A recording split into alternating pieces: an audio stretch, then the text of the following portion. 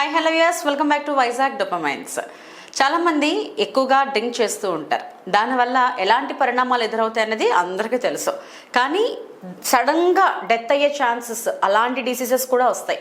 అలాంటివి ఏ డిసీజెస్, ఎప్పుడు ఇమీడియట్గా మనం హాస్పిటల్ స్పందించాలన్నది క్లియర్గా మాట్లాడదాం. ఈరోజు మనతో ఉన్నారు డాక్టర్ రోహిత్ గారు, consultant gastroenterologist, GI cancer, liver and pancreatic, laparoscopic and bariatric surgeon. ఆయనతో మాట్లాడదాం.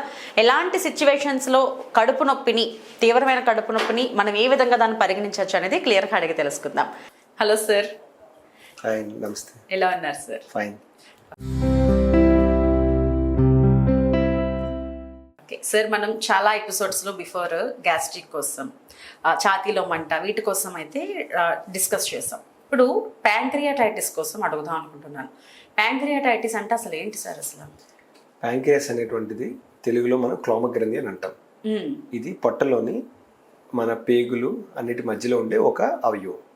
సో దీని actually this A gland. Pancreas అనేది ఒక గ్లాండ్, ఒక గ్రంథి లాంటిది.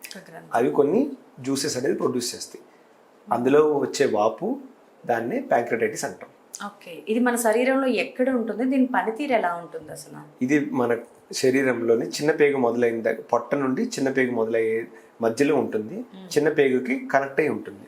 ఇది ప్రొడ్యూస్ చేసే కొన్ని ఇంపార్టెంట్ జ్యూసెస్ ఉంటాయి, కొన్ని ఆమ్లాలు ఉంటాయి. అది ఫ్యాట్ డైజెషన్ మరియు ప్రోటీన్ డైజెషన్ మరియు కార్బోహైడ్రేట్ డైజెషన్కి చాలా ఉపయోగపడుతుంది.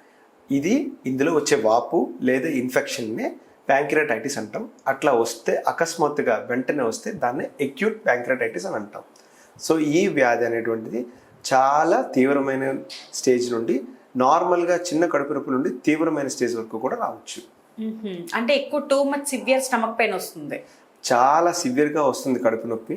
కడుపు మొదట్లో భాగంగా వచ్చి వెన్ను భాగం వరకు కూడా కొన్నిసార్లు రేడియేటింగ్ పెయిన్ అంటాం. అంటే ఇక్కడ ఉండే నొప్పి వెనక్కి ఆల్మోస్ట్ మన స్పైన్ వరకు కూడా రేడియేట్ అవుతుంది. విపరీతమైన కడుపు నొప్పి వస్తుంది, తట్టుకోలేనంత వస్తుంది. సాధారణంగా మందులకి మాత్రలకి తగ్గదు. దాంతోపాటు వామిటింగ్స్ కూడా అయ్యే అవకాశం ఉంటుంది.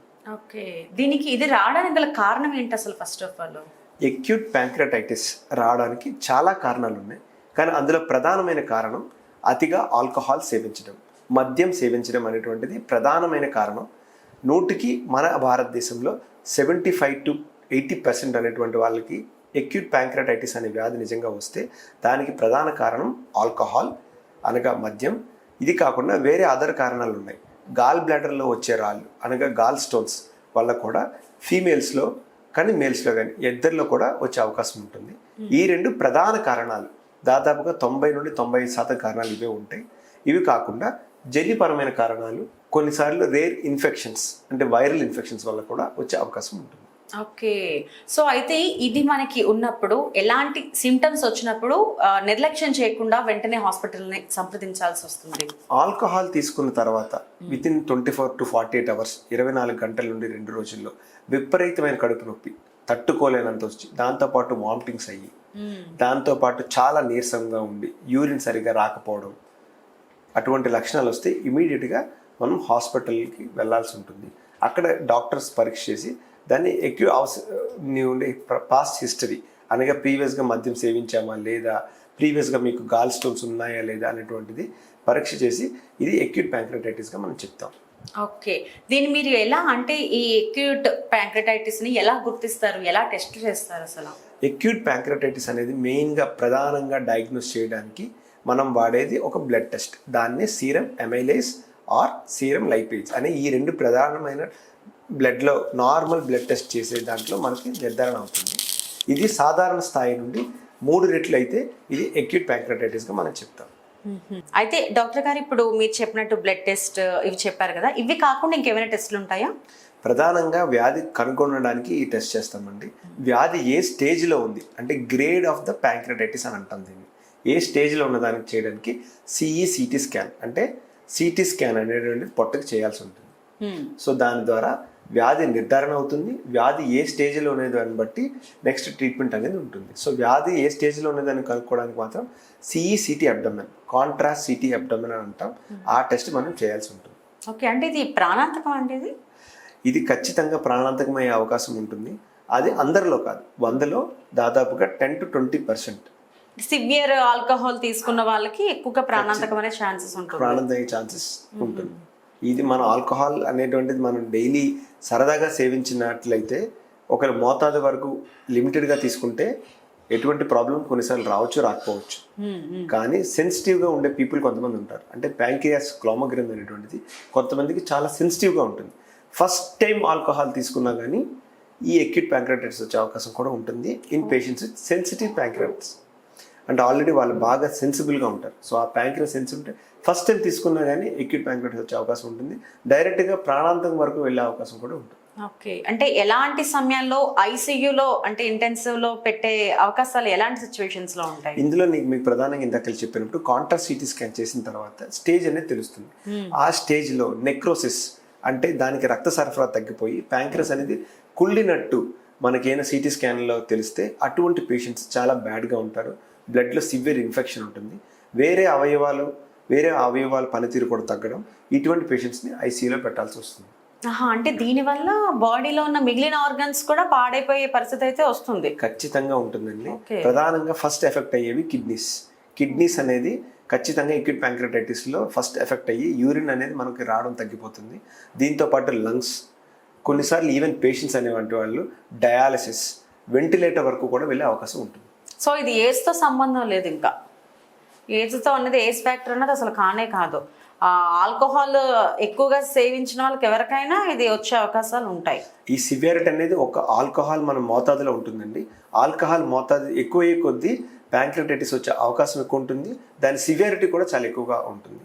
అటువంటిదే ఫిమేల్స్లో కూడా ఆల్కహాల్ లేకపోయినా గాల్ బ్లాడర్ వల్ల మనం నెగ్లెక్ట్ చేసే చిన్న గాల్ బ్లాడర్లో వచ్చే స్టోన్ కూడా సివియర్గా వచ్చి ప్రాణాంతకం కూడా అవ్వచ్చు. సో ఇది ఫస్ట్ సిమ్టమ్ అయితే సివియర్ స్టమక్ పెయిన్ తో స్టార్ట్ అవుతుంది. ఎగ్జాక్ట్లీ. వెంటనే మనం స్టమక్ పెయిన్ స్టార్ట్ అవగానే ఖచ్చితంగా వెంటనే హాస్పిటల్కి అయితే వెళ్ళాల్సిందే. Okay okay. అయితే డాక్టర్, ఇప్పుడు మీరు చెప్పినట్టు ఇది చాలా సివియర్ అనేది అర్థమవుతుంది. ఒక్కసారి అటాక్ అయిన పేషెంట్కి సర్జరీ అయిన తర్వాత, నార్మల్ అయిన తర్వాత మళ్ళీ వచ్చే అవకాశాలు ఉంటాయా? మళ్ళీ వచ్చే అవకాశాలు ఏంటంటే వారికి ఏ కారణం వల్ల వచ్చింది అనేది దాన్ని బట్టి ఉంటుంది. ఇప్పుడు ఆల్రెడీ ఆల్కహాల్ తీసుకోవడం, మద్యం సేవించడం వల్ల వచ్చింది అనుకోండి, తిరిగి మళ్ళీ తగ్గిన తర్వాత మద్యం సేవిస్తే ఖచ్చితంగా వచ్చే అవకాశం 100కి 200% ఉంటుంది. అట్లానే గాల్ బ్లాడర్ స్టోన్స్ వల్ల సపోజ్ ఈ ఎక్యూట్ ప్యాంక్రియాటిస్ వస్తే ఇమ్మీడియట్గా గాల్ బ్లాడర్ అనేటువంటిది స్టోన్ దగ్గరికి ఆపరేషన్ చేయించుకోవాలి. ఆపరేషన్ చేయించుకోకుండా మళ్ళీ నెగ్లెక్ట్ చేస్తే ఇదే స్టోన్ వల్ల తిరిగి ప్యాంక్రియాటిస్ వచ్చే అవకాశం ఉంటుంది. ఓకే, అంటే ఇది సర్జరీ చేసిన తర్వాత ఫుడ్ కానీ, లైఫ్ స్టైల్ కానీ, మెయిన్ ఫుడ్ హ్యాబిట్స్, వాళ్ళ మామూలు రెగ్యులర్గా తినే ఫుడ్ ఏదైతే ఉందో అది తీసుకోవచ్చా, లేదనుకుంటే రిస్ట్రిక్షన్స్ ఉంటాయా? ఎక్యూట్ ప్యాంక్రియాటిస్ అనేటువంటిది జనరల్గా వన్స్ ట్రీట్మెంట్ అయిన తర్వాత దాదాపుగా ఫుడ్ రిస్ట్రిక్షన్ అనేటువంటిది ఎట్లా ఉంటుందంటే high fat food, very high protein food అనేది తీసుకోకుండా ఉంటే చాలు. మిగతా రొటీన్గా తీసుకోవచ్చు. అండ్ దాంతోపాటు ప్యాంక్రియాటిక్ సప్లిమెంట్స్ అని ఉంటాయి, అవి కొన్ని రోజుల వరకు వేసుకుంటే సరిపోతుంది. జనరల్గా మనం కంట్రిబ్యూటింగ్ ఫ్యాక్టర్ అంటే ఇటియాలజీ దేని వల్ల వస్తుంది, ఆల్కహాల్ వల్ల వస్తుంది. ఆల్కహాల్ ఆపితే విత్ ఇన్ టైం ప్యాంక్రియాస్ అనేది మళ్ళీ రీజనరేట్ అవుతుంది. అది నార్మల్ స్థితికి చేరుకుని నార్మల్గానే పనిచేస్తుంది. అప్పుడు మీరు ఏ ఫుడ్ రిస్ట్రిక్షన్ అవసరం లేదు. బట్ నేను రిపీటెడ్గా మద్యం వల్ల వచ్చింది, మళ్ళీ మద్యం తాగుతున్నాను అంటే మాత్రం జనరల్గా అది కంపాటబుల్ అవ్వదు. సో ఒకసారి వచ్చిన పేషెంట్కి మళ్ళీ వచ్చే అవకాశాలు కూడా ఉంటాయి, సో వాళ్ళ యొక్క హ్యాబిట్స్ని బట్టి. ఎగ్జాక్ట్లీ. Okay okay. అయితే డాక్టర్ గారు, ఇప్పుడు మీరు చెప్పినట్టు ఎంతవరకు ఇది ప్రాణాంతకరం అసలు ఇది? అంటే దీన్ని కొంతమంది ఇప్పుడు ఐసీయూలోకి ఉండే ఛాన్సెస్ కూడా ఉంటాయని చెప్తున్నారు కదా.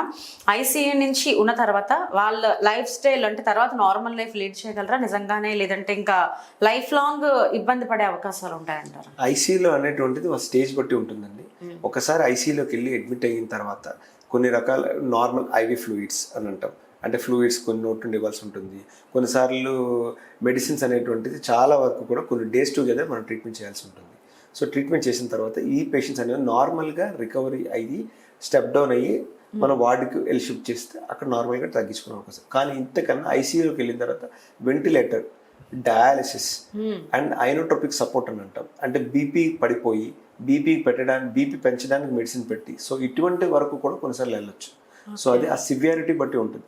సో ఎప్పుడైతే నెక్రోసిస్ ఇందాక మీకు చెప్పినట్టు దాని యొక్క రక్త సరఫరా తగ్గిపోయి కుళ్ళిపోయినట్లయితే ఇటువంటి మల్టిపుల్ ప్రాబ్లమ్స్ వచ్చే అవకాశం చాలా ఎక్కువగా ఉంటుంది. వీళ్ళకి ప్యాంక్రియాటిస్ అనేది ప్రాణాంతకం కూడా, కొన్నిసార్లు చనిపోయే ప్రమాదం కూడా ఉంటుంది.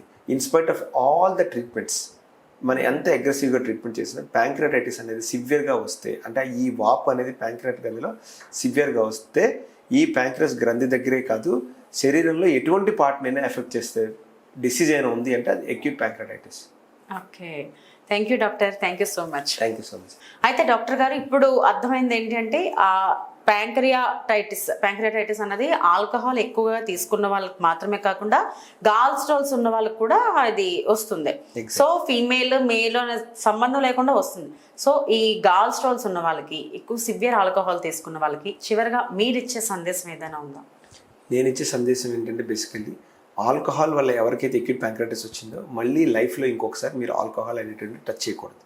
ఆల్కహాల్ తిరిగి టచ్ చేస్తే మీకు ప్యాంక్రియాటైటిస్ వచ్చే అవకాశం చాలా ఎక్కువగా ఉంటుంది. సో ఎట్టి పరిస్థితుల్లో మీరు ఆల్కహాల్ జోలికి పోకూడదు. అట్లనే గాల్ బ్లాడర్ స్టోన్స్ వల్ల మీకు అక్యూట్ ప్యాంక్రియాటైటిస్ వచ్చి ఐసీయూలో అడ్మిట్ అయ్యి ట్రీట్మెంట్ చేసుకొని తగ్గిన తర్వాత 6 నుండి 8 వారాల లోపు మీరు గాల్ బ్లాడర్ అనే స్టోన్స్కి సర్జరీ చేయించుకోవాలి. సర్జరీ చేయించుకొని తిరిగి గాల్ బ్లాడర్ కంప్లీట్గా రిమూవ్ చేసినట్లయితే తిరిగి వచ్చే అవకాశమే లేదు. కానీ మనం నెగ్లెక్ట్ చేసి గాల్ బ్లాడర్ స్టోన్ నాకు ప్యాంక్రియాటైటిస్ తగ్గిపోయింది, మనం నార్మల్ అయిపోయినాను అనుకోవద్దు. మళ్ళీ వచ్చే అవకాశం ఖచ్చితంగా ఉంటుంది. So operation immediate as early as possible gall bladder స్టోన్స్కి ఆపరేషన్ చేయించుకున్నట్లయితే మళ్ళీ లైఫ్లో వచ్చే అవకాశం లేదు, ఉండదు ఇంకా. Okay, fine. ఎందుకంటే దానికి కారణం అదే కదా. దాని కారణం మనం తీసేసినప్పుడు ఇంకా మళ్ళీ వచ్చే అవకాశం ఎలా ఉంటుంది? అవును, అవును, ఎగ్జాక్ట్లీ. సో విన్నారు కదా, అసలు వయసుతో సంబంధం అనేది లేకుండా ఒక టీనేజ్కి రాగానే కాలేజ్ స్టూడెంట్స్ చిన్నప్పటి నుంచే బ్యాడ్ హ్యాబిట్స్కి అయితే ఎక్కువగా, అంటే కాలేజ్కి రాగానే పెద్ద హీరోలాగా ఆల్కహాల్కి అలవాటు పడడం అయితే కామన్ అయిపోయింది, ఎక్కువగా చూస్తున్నాం మనం.